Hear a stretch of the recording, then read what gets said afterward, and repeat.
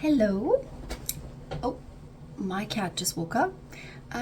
As you may know, I'm a big fan of typology. I don't know if that's apparent on my channel, but I have been typed in the socionics system, socionics community, as there is a consensus that I am beta NF, meaning either ENFJ or INFJ, and I made a video exploring my ENFJ type.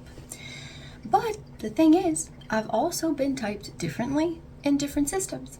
And today I wanted to explore my OPS typing, right? Objective Personality System by Dave and Shan. They have this whole YouTube channel. They have a class. They type celebrities and public figures and everything. And in that system, I have been typed an ISTJ, most specifically double feminine, Si-Fi ISTJ, with sleep, blast, consume, play last. This is a retype though. At first I was typed still ISTJ, still FF, but I was typed Si-Te, blast, sleep, play, consume.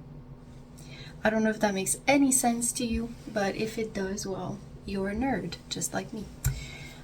So I sort of want to explore that, and I think that this idea of being SI and FI, I remember that in my video where I explored SI and the archetype of it, I sort of felt like, I think most people will sort of put me in there, or at least they wouldn't say that that's not me, the SI archetype. But I am someone that finds a lot of comfort in repetition and in ritual. You know, like for example, when I take the train, I always take the same like train thing, either the first or the second, and then I like to sit at a certain spot, like in the middle, and I'll go and sit somewhere exactly at the same spot. I end up sort of choosing the place that I feel the most comfortable at, and then just constantly taking that same place. It's not really rigid. If ever like those places don't work, I can sort of veer because I have my second favorite place and my third favorite place, but I am someone that's sort of organized and planned and well thought out, you know. So it's much more about creating calm and predictability for my nervous system. And we'll get there later, but I've had anxiety issues my whole life. Not anymore, because I worked really hard. It's still there. Like I have an anxious, hyperactive, hypervigilant nervous system, but it's much more the comfort, the routine, the stability, the predictability, the calmness, all of those things help me remain much more smooth and calm. So I do need quiet and solitude to recharge. So this idea of being sleep first makes some sense to me. It's not that I don't love people. I do love people, but I burn out very quickly socially, and I do need a lot of alone time. I'm often very much so a loner. I'm often alone. That's my thing. So I prefer being at home in my own sensory space where I can like dim the lights, where I can put some soft music. When I have my cat nearby, that sort of stabilizes me for some reason. And then I think that my FI does show through in how I will make my decisions. I'm very morally guided and very much guided by I want to do the right thing and be a good person and become a better person as I continue. And it's very much so within, because I'm quite independent. I look at books and knowledge and what I've read to sort of determine what's right and what's wrong, for sure. But it's not about the people around me and what they think. I'm often sort of out of sync with the values of others, and it makes me quite like different, and it makes me stand out a little bit. So I would see FI like that. You know, if something feels wrong to me, I won't do it. I won't say it. I'm guided by this moral compass. And so yeah, I do base my decisions on inner resonance and moral truth. But it's kind of like external rules in a way, because it's from what I've read from, so sometimes I feel like I'm not FI first, right? If I was FI first, I would be me first, and I do see that it's not like, anyway, in here, like it might need some nuance, but I do value meaning and authenticity and honesty and humility and being emotionally coherent and stable. I'm also very professional, and I'm conscientious, and I do things really well, and I have my schedule and my plans, and I'm never late, and I do things in advance, and I want to be really efficient, and I always want to be respectful and kind, and I do plan my projects very carefully. I meet my deadlines, I think long term, in a more concrete way, in a sense, like what are all the things I need to do, and I will do them well, right? And I love planning. I detest last minute changes. I don't like when people are late, when I thought I was doing something for a day and then it's canceled. It's really something I detest a lot. And the opposite is true. I thought I would stay at home and be calm, and then something happens. I need like a day in advance often to know if something's going to change. So yeah, the surprises, the last minute changes, the chaotic, loud environments, they really very much so drain me. And I do need time to prepare and understand what's expected of me and what's going to happen, like the big lines before I do something, so that I can function well and not be as anxious.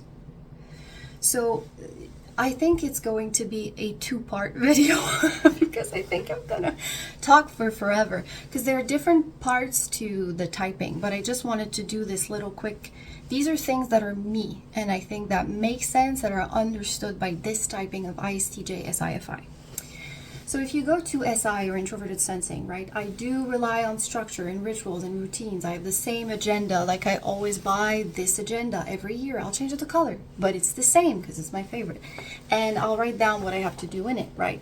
I take the same train spot, the same seat, I go to the same table, I eat the same things, I drink my latte every morning, the same latte, and I have to have my latte, you know. I describe comfort in terms of like repetition, stability, predictability. That's what makes me comfortable, like knowing it's like I know everything I have to do and it's planned and I see it, and there's not a lot of new. I don't like new. I have a strong awareness of health, body, skincare, any symptoms, and I'll quickly find treatment. Like, I weigh myself every week. I have these little habits. I take my vitamins. I always eat little. Like, I try not to eat too much. I try to eat my vegetables. I try not to eat too much either. I drink a lot of water. You know, like, I think I do have some sort of symbiosis with my body in a weird way, and when I am uncomfortable, I very much so notice it, and I think that's what can trigger perhaps panic attacks. But it's very apparent for me when I'm uncomfortable, when I'm cold, when I'm nervous, when something's too bright, when the music's too loud, right? Could it be SI? That's interesting to me. And I do anchor myself in past experiences, but mostly what's proven. I like facts, and I don't like when people guess, and instead of saying it's a guess, they sort of believe it's the truth and they don't have proof. I don't appreciate that. I'm the one that bursts the bubbles. I'm the one that comes back to what's real and what we know, and this is the reality. In a way, I think that's kind of my role, but I'm not sure. So yeah, SI is quite present, I think, in my life. Then FI, I do have a strong inner sense of personal boundaries and values. I take care of myself. Like, self-care is very important. And then there are key people, not a lot, few people that I very much so love. These people I will make time for and I will prioritize. But then it's like other people, I don't mind them. I love everyone, and then I go back in my little bubble. And what they think of me, I want to be liked because I don't want to be punished, and I don't want to have negative consequences from not being liked. But it's still sort of, I live my own life. I feel very much so like I'm myself and I do my thing. And then when I'm social, it's like, oh, I'm different. Like, I realize I'm a bit quirky, and it's like a realization every time. So I think that comes from some sort of separation from others. I am very separated. I like to do my own thing. So I have a deep focus on authenticity, moral integrity. I went to therapy a lot. I wanted to be good with my emotions. And I do have a fear of being seen as bad, like a bad person or unlovable. I'm also someone that's quiet. I'm soft. I'm personal. I feel my emotions deeply, but I don't share them. I don't show them. I can look cold. And I am not dramatic. I'm not someone that's dramatic. I'm more positive and calm. So FI does seem like some sort of compass, something that stabilizes me, and it's not loud, but it's crucial in my decision making. I'm going to do in this video now, just go through SI and NE, And then next video, part 2, it's going to be an exploration of the animals, the play, you know, the double F, the social type, and there's going to be a recap because I think it's going to be too long. So yeah, I've been typed as SI blind, right? And here it would be SI dominant, which is vastly different from my socionics typing. So what would it be like to live with SI as my dominant function? And I based this off of the report that they sent me. So my mind would be scanning for continuity, familiarity, and safety. So SI being my lead function, OPS describes SI IJs, so me ISTJ, as people who build vertically, so they go step by step and fact by fact, and they can become world class at something by slow mastery. And if I look at my life, like 32, finally starting work in consulting and developing my expertise year by year, I do see myself a lot in that. And it seems that that is my strength, being patient, gaining mastery, and being sort of precise in the way I think and in what I say. I do like to document the world, so I remember all of my experiences. I keep all of my text messages. I reread my journals very often. I like to go back in the past and reanalyze like the details. That's something that I do a lot. And I just revisit things quite often, like subjects or, you know. I do categorize a lot. I store information very carefully. I have like documents filled with information. So I do learn by sort of writing everything and organizing everything, and then rereading. It's sort of concrete in a way. It's reading, right? So that could be SI. And I carry some sort of inner library of what's real, what's true, and what's worked before. So as I said, I burst the bubbles. I come back to what we know and what the facts are and what's actually possible. That's often, I like to be realistic in life.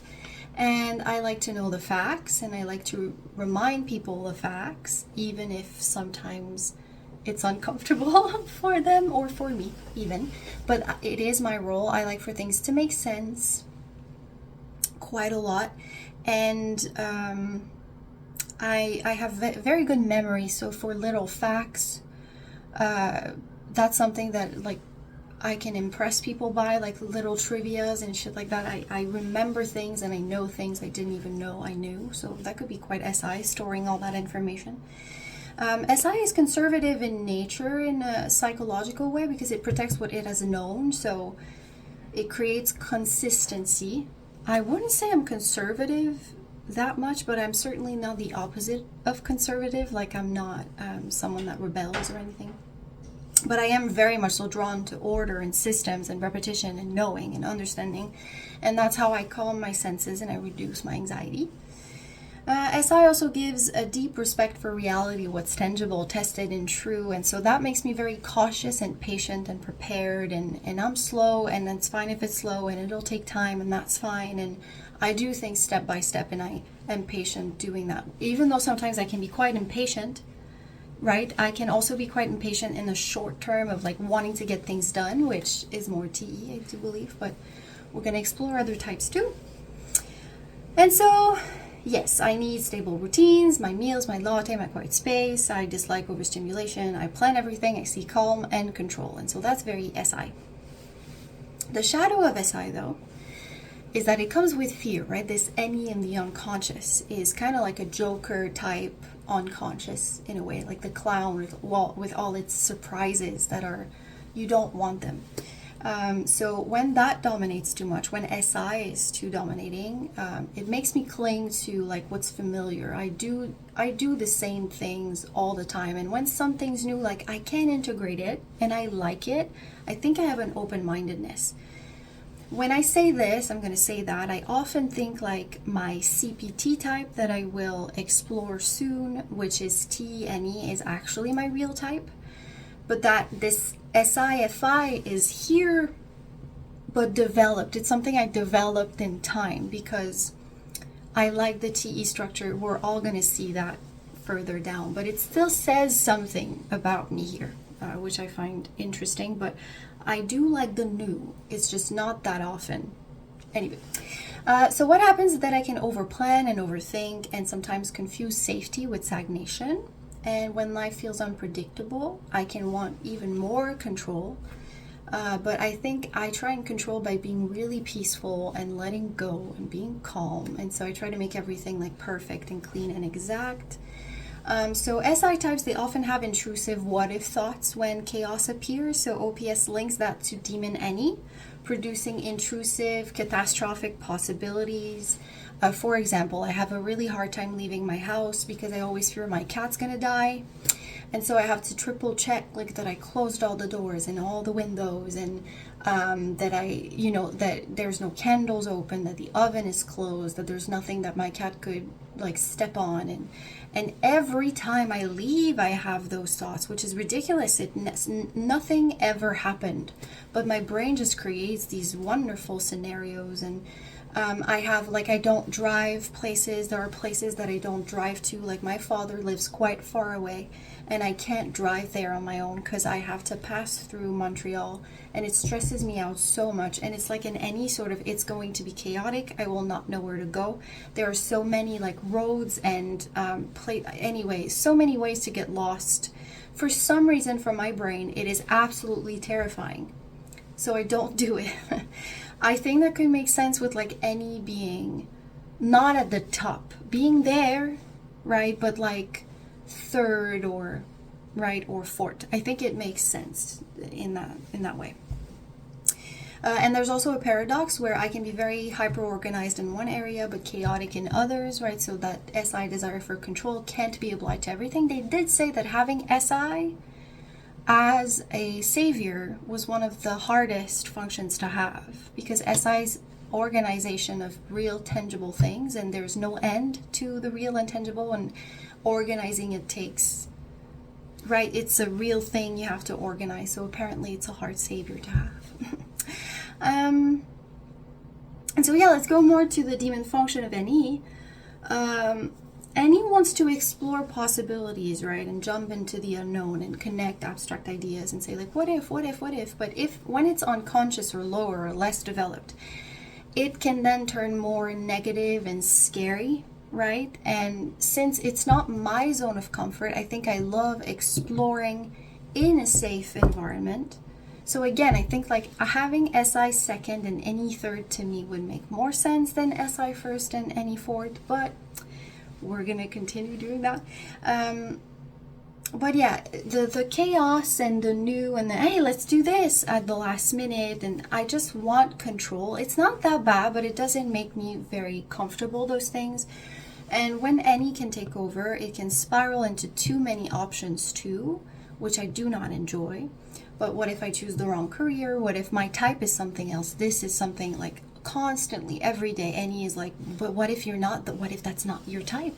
And I think that NE, if it was really last, I would just be like, no, I don't want to explore those new solutions or possibilities. But I think that having NE third would make me sort of want to know like all the other possibilities, but in a stressful way. Anyway. And so that could be like my love of theories and systems and psychology and astrology, all these frameworks that I find fascinating.